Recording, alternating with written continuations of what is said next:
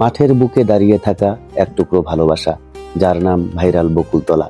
এই বকুল গাছ আমাদের শেখায় সবসময় বড় কিছু হলেই সুন্দর হয় না।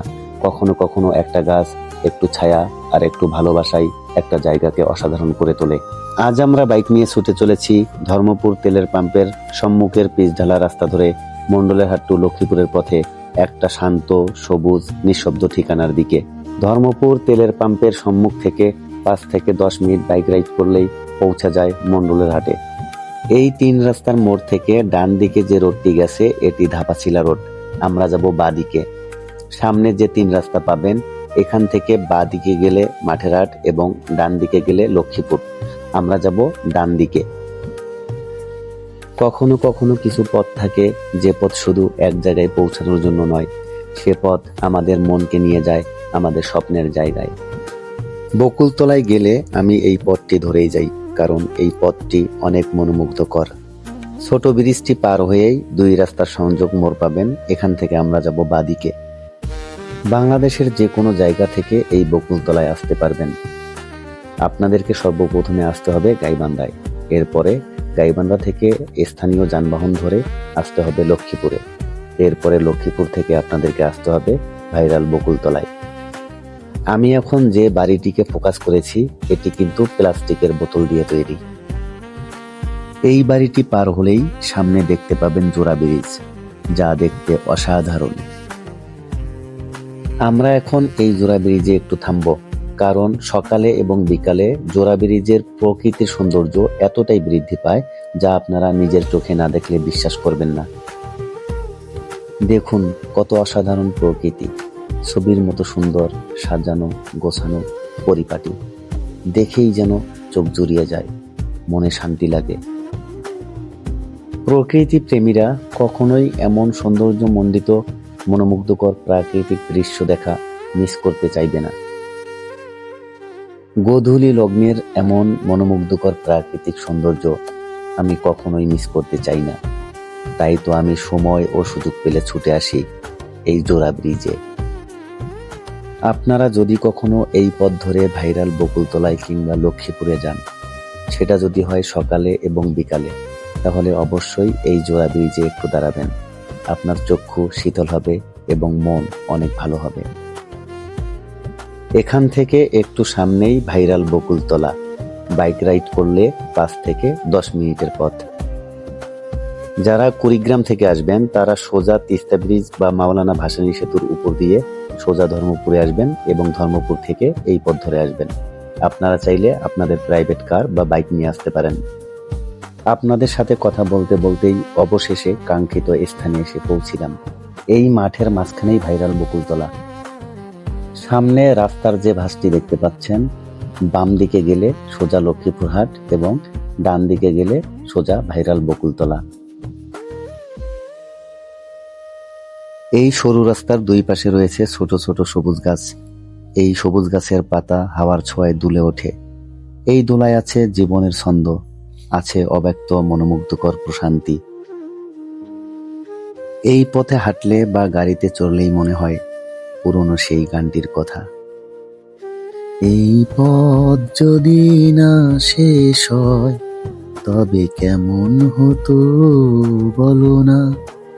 এই পথ ধরে এগুতে এগুতেই সামনে চলে আসে 3 রাস্তার মোড়, যেখানে দাঁড়িয়ে আছে অসাধারণ একটি বটগাছ। এখান থেকে সামনে তাকালেই দেখতে পাবেন সেই ভাইরাল বকুলতলা। আজকের এই যাত্রার সফরসঙ্গী হিসেবে আমার সাথে আছেন কুড়িগ্রামের কন্টেন্ট ক্রিয়েটর আমাদের হারুন ভাই এবং ভয়েস অব নয়ন পেজের স্বত্বাধিকারী নয়ন ইসলাম নুহু, এবং আরও আছেন আমার প্রাণপ্রিয় ছোট ভাই, আমার ক্যামেরাম্যান এবং সূর্য অফিসিয়াল 02 পেজের স্বত্বাধিকারী আমার এই ছোট সূর্য ভাই।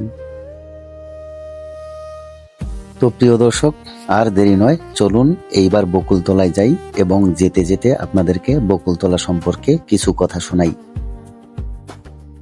চারদিকে শস্য ক্ষেত ঘেরা, মাঠের মাঝখানে একটু উঁচু জায়গা, আর সেই উঁচু জমির উপর দাঁড়িয়ে আছে একটি বকুল গাছ। আর এই জায়গাটি আজ ভাইরাল বকুলতলা নামে পরিচিত। বকুল গাছটি কোনো রাজকীয় গাছ নয়, তবু তার দাঁড়িয়ে থাকার ভঙ্গিতে এক ধরনের অভিজাত নীরবতা আছে। চারপাশে খোলা আকাশ, পায়ের নিচে সবুজ মাঠ, আর মাঝখানে সে একাই। এক পাশে একটি টিউবওয়েল এবং তার পাশেই প্রতিবেশী হিসেবে আরেকটি গাছ। এই বকুলতলা শুধু ছবি তোলা কিংবা ভিডিও করার জায়গা নয়, এটা কৃষকের আশ্রয় বটে। দুপুরের রোদে এই গাছের ছায়ে বসে কৃষকেরা ভাত খায়, পানি পান করে, কিছুটা সময় বিশ্রাম করে নিজেদের শরীর আর মনকে শান্ত করে। এই গাছ কত বছরের তার সঠিক হিসাব কেউ জানে না, কিন্তু গ্রামের মানুষের কথায় এটা বহু বছর ধরে এই অবস্থায় আছে, মাঠের মাঝখানে দাঁড়িয়ে সময়ের সাক্ষী হয়ে। সময়ের সাথে সাথে এই নিঃশব্দ সৌন্দর্য ধরা পড়েছে ক্যামেরার ফ্রেমে। কেউ ছবি তুলেছে, কেউ বা আমার মতো ভিডিও বানিয়েছে। সেই ছবি, সেই ভিডিও ছড়িয়ে পড়েছে নেট দুনিয়ায়। আর এভাবেই একটা সাধারণ বকুল গাছ হয়ে উঠেছে ভাইরাল। আজ এখানে প্রতিদিনই দূর দূরান্ত থেকে ছুটে আসে ভ্রমণ পিপাসু মানুষ।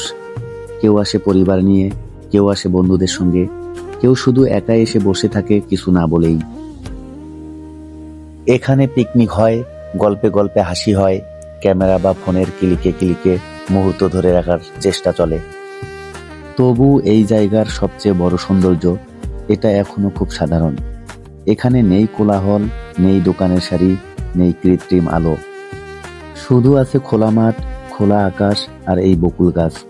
এই বকুল গাছ আমাদের শেখায় সব সময় বড় কিছু হলেই সুন্দর হয় না, ছোট কিছুও ভালোবাসা দিয়ে একটা জায়গাকে অসাধারণ করে তোলে। যদি কখনো লক্ষ্মীপুর থেকে মণ্ডলের হাটে আসেন অথবা মণ্ডলের হাট থেকে লক্ষ্মীপুর রোডে আসেন, তাহলে এই বকুলতলায় একটু থামবেন। এখানে এসে ছবি না তুললেও, ভিডিও না বানালেও কয়েক মিনিট চুপ করে থাকবেন, প্রকৃতিকে অনুভব করবেন। কারণ কিছু জায়গা দেখার জন্য নয়, অনুভব করার জন্য। মনে রাখবেন, দেখাতে শুধু রং মেলে, আর অনুভবে মেলে জ্ঞান। দেখতে পাচ্ছেন হলুদ প্রেমীরা সরিষা খেতে গিয়ে সুন্দর মুহূর্তগুলোকে ক্যামেরাবন্দি করছে। আমরা যেহেতু ভাইরাল বকুলতলায় আসছি, তাই ছবি না উঠালে, ভিডিও না বানালে কি চলে? আমরা এখন ভিডিও বানানো শুরু করে দিলাম।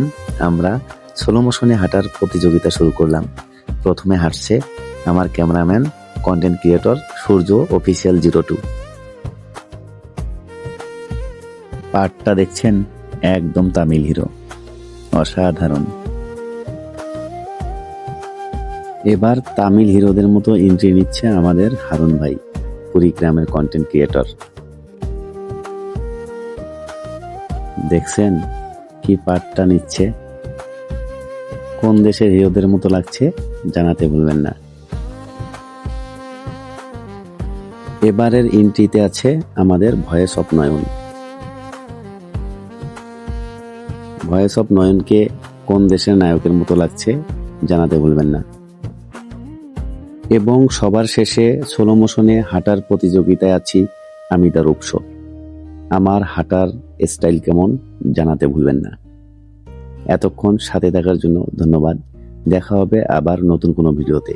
সেই পর্যন্ত সবাই ভালো থাকুন, সুস্থ থাকুন। আল্লাহ হাফেজ।